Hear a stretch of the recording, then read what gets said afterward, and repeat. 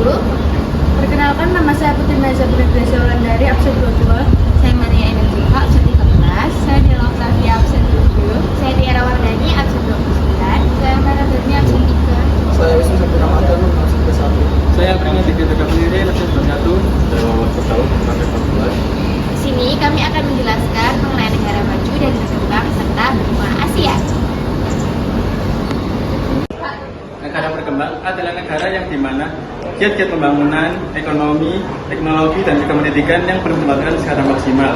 Karakteristik negara berkembang yang pertama adalah pendapatan per kapita rendah. Negara berkembang cenderung memiliki pendapatan per kapita yang rendah daripada negara maju. Yang kedua, tingginya angka kelahiran. Yang ketiga, tingginya angka pengangguran dikarenakan tingginya tingkat kelahiran. Yang keempat, kualitas pendidikan yang buruk. Yang kelima, keterbelakangan sumber daya manusia. Dan yang terakhir, pengelolaan sumber daya alam dan sumber daya manusia yang belum maksimal. Karakteristik negara maju yang pertama, pendapatan yang tinggi. Negara maju memiliki pendapatan yang lebih tinggi daripada negara yang berkembang. Yang kedua, infrastruktur yang maju. Negara maju memiliki jaringan komunikasi dan transportasi yang lebih modern, jaringan yang stabil, serta memiliki fasilitas umum yang mendukung untuk kegiatan ekonomi. Yang ketiga, akses ke pasar global. Karena perekonomian yang maju, negara maju memiliki akses yang lebih luas ke pasar global, sehingga mereka mampu untuk menjual barang dan jasa ke seluruh dunia dan memiliki daya tarik bagi investor asing.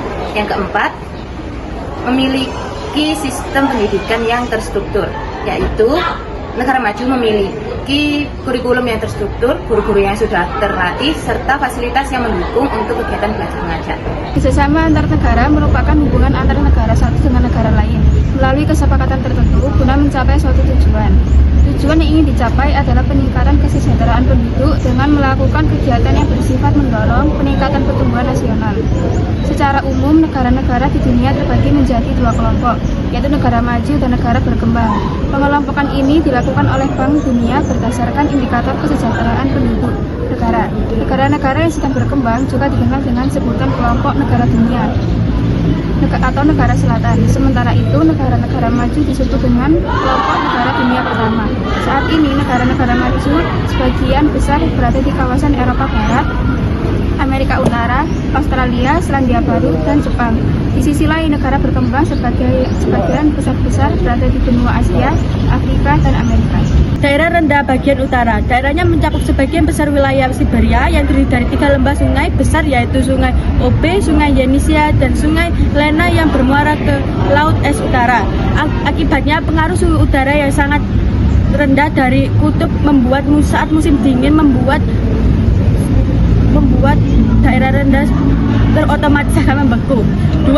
Daerah liputan pegunungan muda. Wilayahnya terletak di bagian tengah Asia, termasuk rangkaian pegunungan lipatan muda Mediterania. Daerah liputan pegunungan muda membentuk 2 simpul, yaitu simpul Armenia di barat daya Asia dan simpul Pamir di bagian selatan Asia. Di simpul Armenia tersebar beberapa rangkaian pegunungan seperti Ponik, Taurus, Alpus, dan Zagros. Sedangkan di simpul Pamir terdapat pegunungan Hidotus, Kalkulus, Sulaman, Himalaya, Karakom, Kurilum, dan Tisan. Tak ketinggalan di antara rangkaian pegunungan tersebut terdapat beberapa plato, letak, dan gurun yang dipegari oleh pegunungan jatuh. Plato tua terletak di bagian selatan benua Asia. Daerah ini terdiri atas batuan kristalin yang tua dan keras seperti granit. Daerahnya mencakup plato Arabia yang memiliki lereng curam ke arah Laut Merah, serta melandai ke arah timur sampai berakhir di lembah Sungai Tigris. Selanjutnya, lembah dan sungai besar. Daerah ini didominasi oleh batuan dan tanah yang relatif subur. Adapun wilayahnya yang meliputi dataran rendah Mesopotamia di lembah Sungai Tigris dan Eufrat, dataran rendah Hindustan di lembah Sungai Indus, Gangga, dan Brahmapura. Selanjutnya, karakteristik penduduk benua Asia. Benua Asia merupakan benua dengan penduduk yang paling banyak, namun persebarannya tergolong tidak merata. 3 ras utamanya merupakan ras Mongoloid, Kaukasoid, dan juga Negroid. Pertumbuhan penduduknya mencapai 1,5% per tahun. Namun yang mencapai 2,5% per tahun ada negara Yaman, Suriah, Arab, Yordania, dan Laos. Kemudian, benua Asia merupakan benua dengan keanekaragaman etnis, budaya, dan juga agama yang paling banyak. juga penduduknya dapat beradaptasi dengan iklim yang ekstrim karena mereka mempunyai iklim musim hujan dan juga kemarau, serta banyak sekali daerah yang rawan dengan bencana. Materi yang terakhir yakni pembagian subregion dari wilayah Asia. Wilayah Asia terbagi menjadi 6 subregion. Yang pertama yakni Asia Tengah. Asia Tengah memiliki 5 negara yakni Tajikistan, Uzbekistan, Kazakhstan, Turkmenistan, dan Kyrgyzstan dengan rasnya ras Kaukasoid. Yang kedua yakni Asia Timur. Asia Timur memiliki 8 negara yakni Cina, Mongolia, Korea Selatan, Korea Utara, Jepang, Taiwan, serta Macau dengan rasnya Asiatic Mongoloid. Yang ketiga yakni Asia Selatan. Asia Selatan memiliki 9 negara yakni Sri Lanka, Bangladesh, India, Afghanistan, Pakistan, Bhutan, Nepal, Iran, serta Maladewa dengan rasnya Negroid. Setelah itu Asia Tenggara. Asia Tenggara memiliki 11 negara yakni Brunei Darussalam, Kamboja, Indonesia, Laos, Malaysia, Myanmar, Filipina, Singapura, dan Thailand.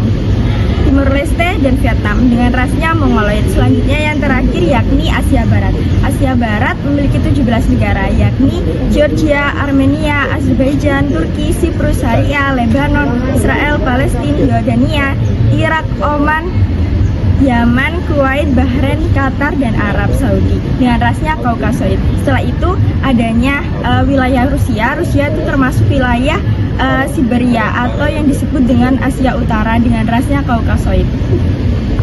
Sekian penjelasan dari kami. Wassalamualaikum warahmatullahi wabarakatuh.